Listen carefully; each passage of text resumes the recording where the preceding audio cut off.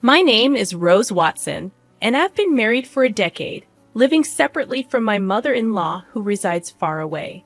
Recently, I learned that she's retired and suffering from a debilitating backache, preventing her from working. Consequently, my husband has been diligently sending her money each month. "Hey, make sure to transfer this month's money to Mom, will you?" he asked. I assured him, "Sure, no problem. I won't forget." "Even if I forget everything else, thanks. That helps a lot. I appreciate it."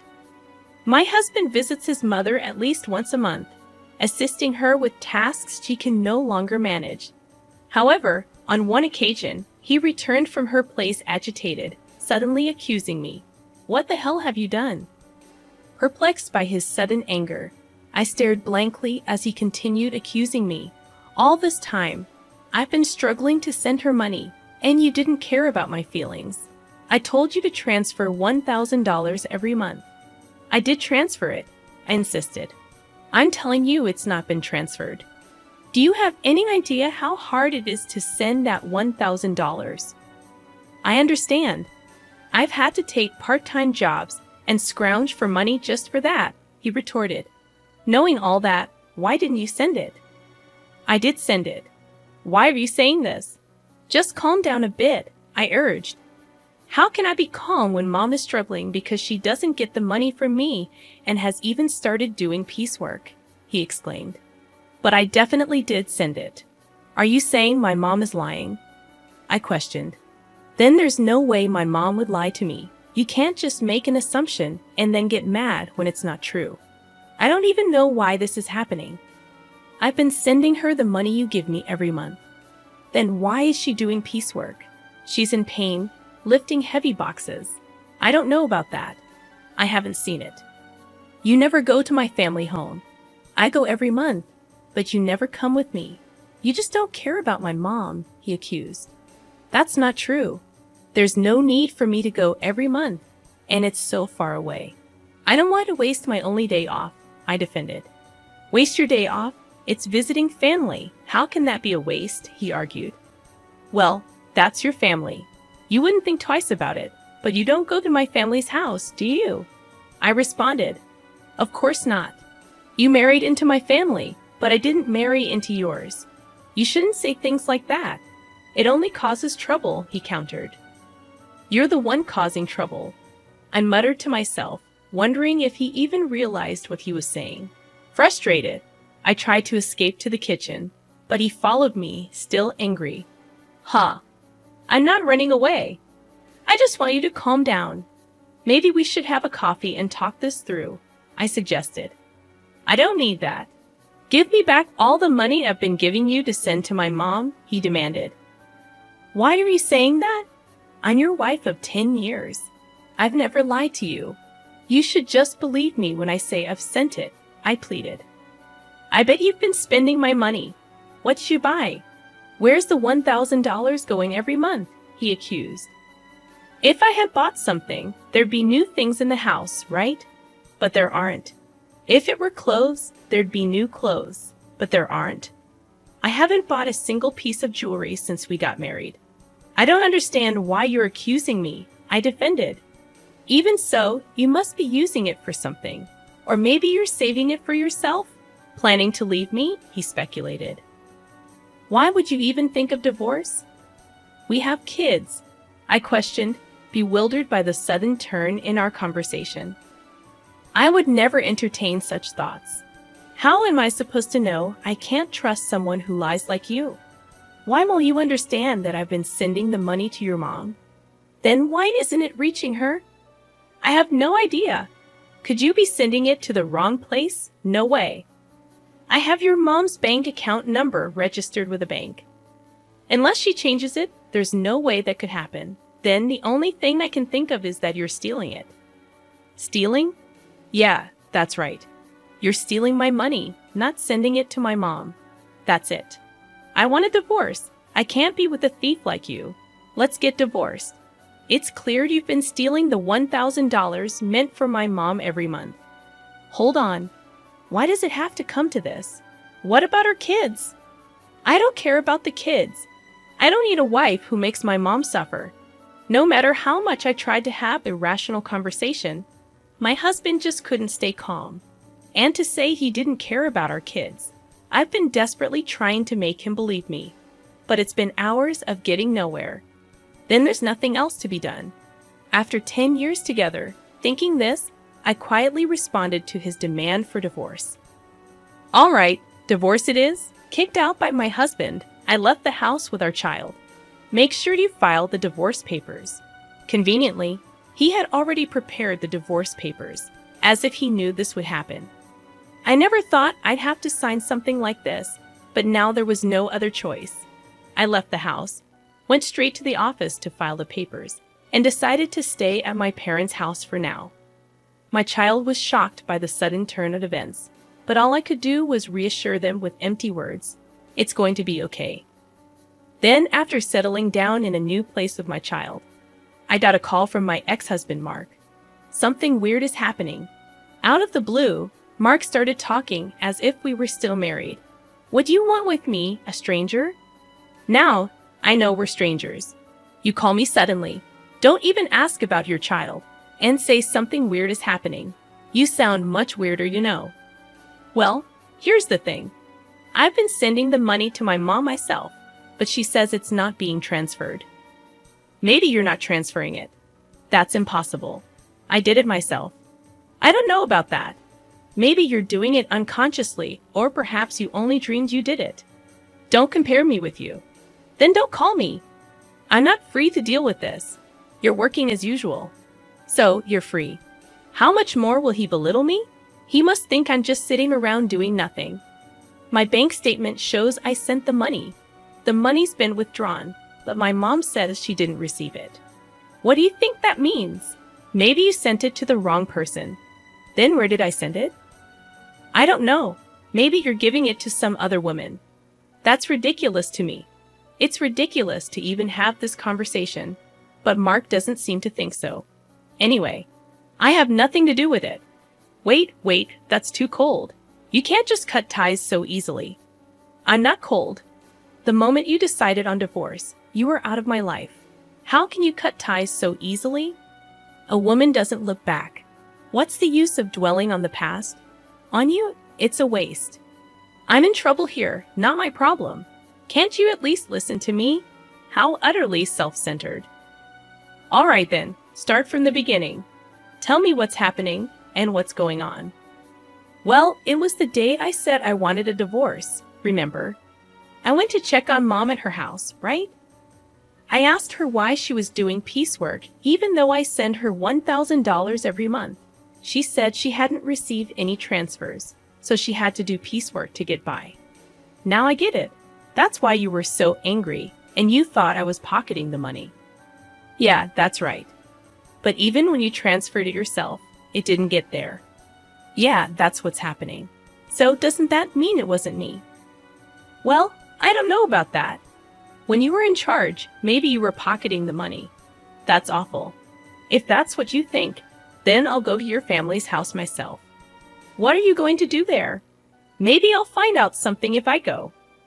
Yeah, maybe.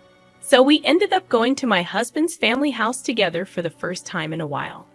When we got there, his sister was there. Oh, why are you here, Selena? I came back because I'm worried about Mom. What about your husband? We're divorced, just like Mark.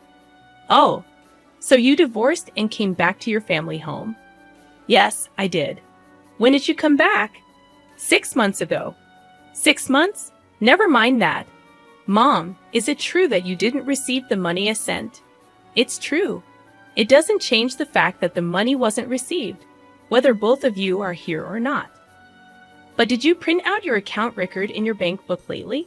Yes, I did. Just 2 days ago. Can I see the bank book? Sure, you can't show that. Why would you show a bank book to someone else? You're a stranger now. Why would you think she'd show you something so important? Are you out of your mind?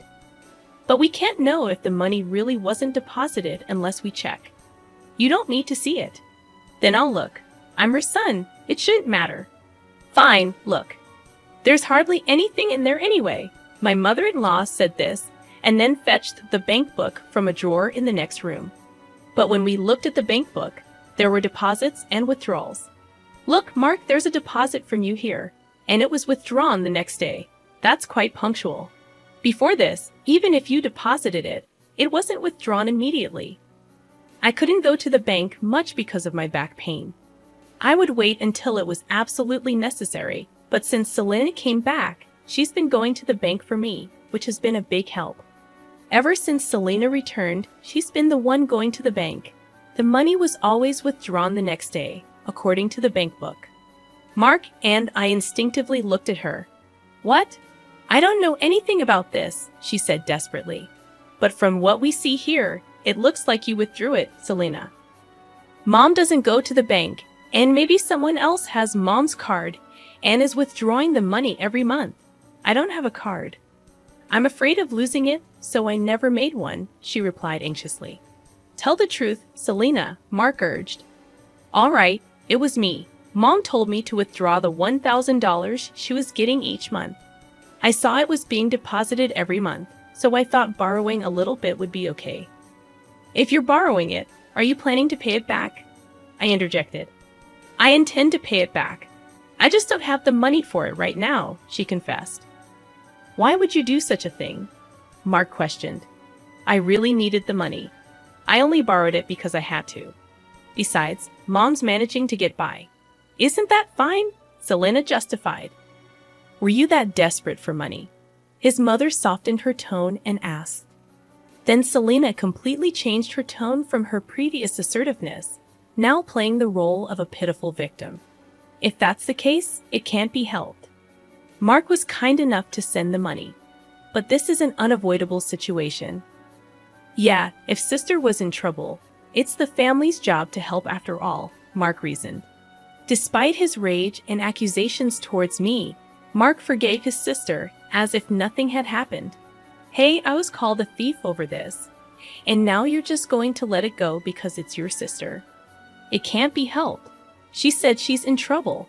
That's fine for your money, but don't you have something to say to me? I challenged. Not really. No, not even an apology after all the horrible things you said to me. Why should I apologize? I don't see any need to. I was hurt by what you said, Mark defended. Such a fragile mental state, I muttered to myself. Anyway, it's not like I did anything wrong, right? Selena was having a hard time, so this happened. It's not Mark's fault. He doesn't need to apologize, his mother supported. Isn't this just like being completely surrounded by enemies? Even if I speak the truth, this place is hostile territory. There's no doubt that anything I say will be met with opposition.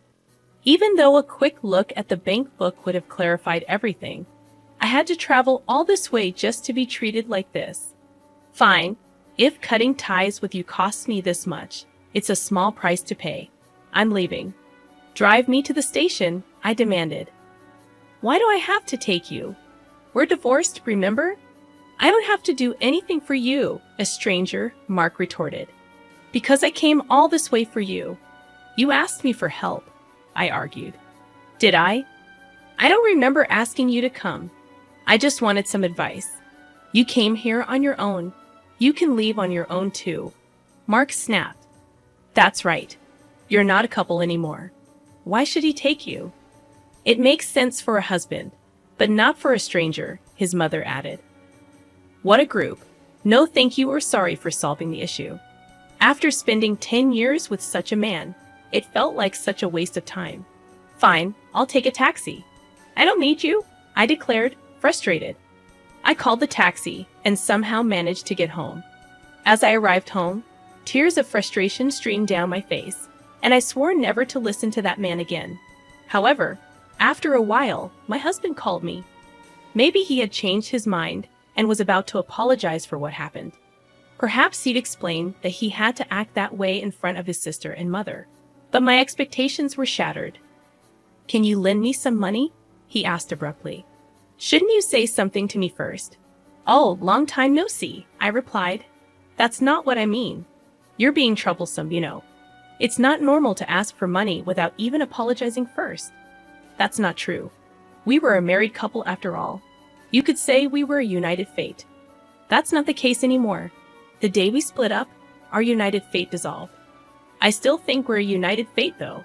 He keeps saying whatever he wants. So lend me some money, will you? Why? The truth is, I found out Selena has a huge debt. Wait, it's been quite a while since that day. Didn't you ask her what she spent the money on? I couldn't ask her that. It would have been too pitiful. Money is a delicate subject. Maybe her ex-husband had something to do with it. Or there might be some other reason. Sure, there must be some reason. But you should have asked about it for the future, right? I trusted her because we're family, and yet there was no trust for me at all. Well, I've known Selena way longer than I've known you. Yeah, since we were born. That's why I trusted her. I thought everything would be fine, but in the end, it wasn't fine. So what happened? It turns out she had a huge debt, and the $1,000 a month wasn't enough. How much does she need then? She wants to repay it all at once. It's true that paying it off in one go would save on interest, but I don't have that kind of savings. So why did you contact me? Because you said you had a good amount of savings when we were in the car going to your parents' house. I remember. I was insulted by him, saying I must be struggling without money since our divorce, and that I would have stolen the money if he continued to ask me to make the transfers. Angered by his belittling words and the assumption that I couldn't survive on a part-time job, I ended up revealing that I was trading stocks and making a good profit. But would that lead to an ex-wife being asked for a loan? Selena says she's in debt for $30 million. $30 million? Yes, so please lend me the money. It's okay, right? First, why does she have such a huge debt? I was curious too, so I asked her. It turns out most of it was from shopping, and it's all brand items. She just can't control her desire when she sees them and ends up buying things. She put everything on revolving credit, so the interest adds up, and she keeps buying more every month. Before she knew it, her debt reached $30 million. She's really careless. Mark, laughing off his carelessness, is quite careless himself. She didn't understand how revolving credit works. She thought she could just pay a set amount each month, and eventually it would be paid off. I guess I can understand that feeling. I can't understand it at all. How could she take such a risk? And wasn't this the reason for her divorce? Now she finally realized the interest is piling up, and it's becoming a serious problem, so she came crying to me, but I don't have that kind of money. I told her I couldn't give more than $1,000 a month. Then she suggested borrowing from you. What? Why me? You said we were strangers, and you didn't even need to drive me to the station. That's all in the past. The past should be washed away like water under the bridge. What a selfish and convenient way of thinking. Would anyone accept that? So you could afford to lend it, right? Well, yes. I do have that much in savings. Then lend it to me. I just made a lot of money with stocks recently, so you win some, you lose some with stocks, right? Yeah, that makes sense. But didn't you say stocks were like gambling? Isn't it gambling? You always ridiculed me for playing the stock market, calling it a gamble. Right, did I? When you wanted a divorce, you hurried to separate because you said having a wife who gambles on stocks would lead to trouble. I said that when I didn't know how much you had saved. So that's why you asked me how much I had. That time you ridiculed me, but then I mentioned I had savings. Well, yeah, I didn't expect you to have that much, but I'm glad. I inquired, but even at that stage, you still dismissed it as gambling. Well, yeah, but let's not worry about it. I was foolish. All right, that's not all right. You are really cruel, and now you want money I saved for our child. You're worrying too much. Our child won't need that money for a long time. It's silly to start saving from now. Money rots if you don't use it. Money rots. I've never heard of money rotting. Think of this as an investment. It's like investing in me. Why would I invest in you? Just do it. Lending me the money would be the smartest move, right? Look, if I lend you money, it won't come back, right? You're still sending $1,000 a month to your mom. Where will you find the money to pay me back? All right, I'll pay back $11,000 a month. Are you crazy? How many years do you think it will take to repay it that way? Don't say that. I really regret it. Regret? Yeah, if we hadn't split up, I wouldn't have to beg you for money now. I have to ask, isn't that unjust? So you're just after my money? No, it's not like that. We don't have love, but we can rely on each other. It feels like I'm only being relied upon. You're so rigid. Thinking like that won't make you happy. We could even remarry. I didn't mind our marriage that much. Wow, I do mind. I don't want to be with someone who can't apologize. Fine, I apologize. Sorry. Is that good enough? What are you apologizing for? Explain in 400 characters or less what you did wrong. Ah, I just apologized because you said so. Pathetic. Don't ever call me again.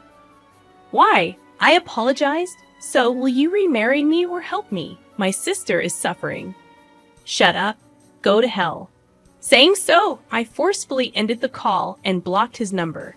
Later, I heard from mutual friends that Mark, despite saying it was impossible, couldn't refuse Selena. Being not only constantly nagged by Selena, but also persuaded by his mother to help. Consequently, he ended up borrowing money from a consumer finance company to repay her debt in full. Everything was settled, assuming Selena would work and gradually repay the debt. They thought so. However, far from working, she resumed her shopping habits. Despite having suffered before, she again made purchases on revolving credit. This burden eventually fell directly upon Mark to handle. When they confronted her about why things turned out this way, she reportedly said, "I never intended to buy anything. By the time I realized it, I had already processed the credit." Mark and his mother, naively believing Selena's words, just accepted it, saying she must be sick. They neither devised any solutions nor took her to a hospital, despite thinking she is ill. While saying this, Selena, wearing expensive clothes and jewelry, is reportedly laughing over tea with friends, saying, "Really, Mark is so easy to manipulate." Eventually, they couldn't escape the debt and had to sell their family home. Now Mark, his mother, and Selena ended up living together, but they couldn't afford the rent for the apartment they used to live in. So the three of them moved. Apparently, their life is quite difficult now. It seems only Selena is enjoying it. But neither Mark nor his mother realized this. On the other hand, I continued to profit from the stock market and now live a comfortable life in a spacious apartment with my child.